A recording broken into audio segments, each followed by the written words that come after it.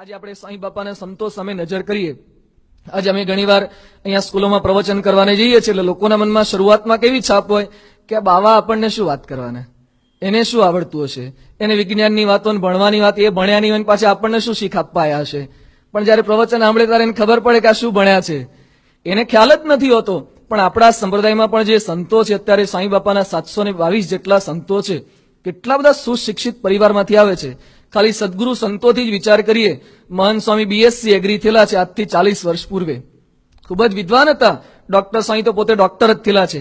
કોઠારી બાપા અને વિવેક સાગર સ્વામી textile engineer થયેલા છે. ત્યાગ વલ્લભ સ્વામી પણ ખૂબ જ ભણેલા. રામચરણ સ્વામી એ પણ એન્જિનિયર થયેલા છે. આટલું બધું ભણેલા બધા સંતો છે.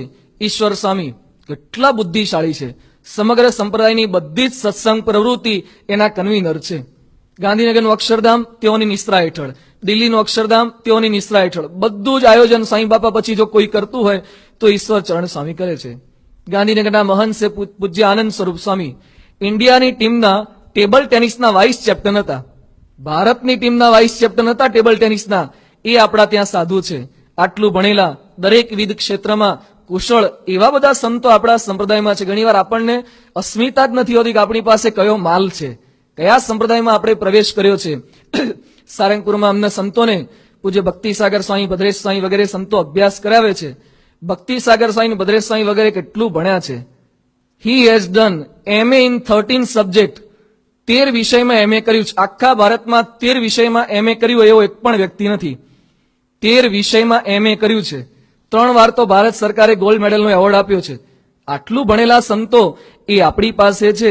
મંગલનિધિ સ્વામી, પરમ વિવેક સ્વામી વગેરે હાર્વર્ડ યુનિવર્સિટી, ઓક્સફર્ડ યુનિવર્સિટીના વગેરે પણ આ સંપ્રદાયમાં ખેંચીને આવે છે. તો બુદ્ધિશાળી હોય એ જ આ ભગવાનને પ્રસન્ન કરવાને માર્ગે ચાલી શકે છે.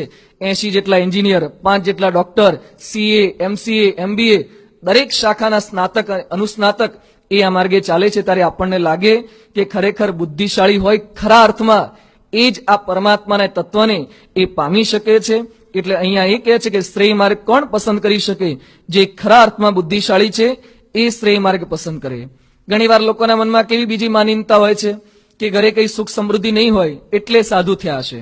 પણ એવા પણ આપણી પાસે ઘણા બધા સંતો છે કે જેની પાસે ઘરે કેટલી સુખ સમૃદ્ધિ હતી, એ બધું છોડીને પણ પોતે ત્યાગી થયેલા છે. ગાંધીનગરના કોઠારી પૂજ્ય વિશ્વયારી સ્વામી છે. એના બા બાપુજીને બધા મોહનભાઈ કલોરોમાં કરોડોપતિ છે. પોતાના ઘરે કેટલી બધી તો મર્સિડીઝ ગાડીઓ, 40 તો મર્સિડીઝ હોય, એ સાધુ થયેલા છે. શ્રીજી સ્વરૂપ સ્વામી છે, અમદાવાદમાં બધું સ્ટુડિયો આખો સંભાળે છે. દિલ્હી અક્ષરધામનું પણ ઘણું બધું આયોજન તેઓના હાથ નીચે થયું છે. એમના બાપુજી નાગજીભાઈ હતા, પોતાના 2 પ્લેન હતા, પ્રમુખ 1 ને પ્રમુખ 2. પોતાના ઘરે 2 વિમાન હોય એ સાધુ થયેલા છે. ઘણા બધા એવા કેટલા બધા સુખી સંપન્ન પરિવારમાંથી હમણાં એક અમારા વિરાટ ભગત થયા છે. હમણાં સાંઈ બાપાએ ત્યાં અમેરિકામાં દીક્ષા આપી. એનો 1 વર્ષનો પગાર 1 કરોડ અને 16 લાખ હતો. આમાંથી કોનો છે? 1 કરોડ અને 16 લાખ પગાર 1 વર્ષનો હતો. એ સાધુ થયા છે. સાધુ થઈને કરવાનું શું? કચરા પોતા મારવાના, સંડાસ બાથરૂમ સાફ કરવાના. આ બુદ્ધિશાળી હોય તો થઈ શકે છે ખરા અર્થમાં બુદ્ધિશાળી, બાકી ક્યારેય થાય નહીં. એટલે અહીંયા નચિકેતાને યમરાજ સમજાવે છે કે શ્રેય અને પ્રેય 2 માર્ગ છે. જે બુદ્ધિશાળી છે શ્રેય માર્ગ પસંદ કરે છે. પોતે તો પસંદ કરે પણ પોતાના સંપર્કમાં જે કોઈ આવે એને પણ શ્રેય માર્ગ તરફ વાળે છે. મદાલસાનું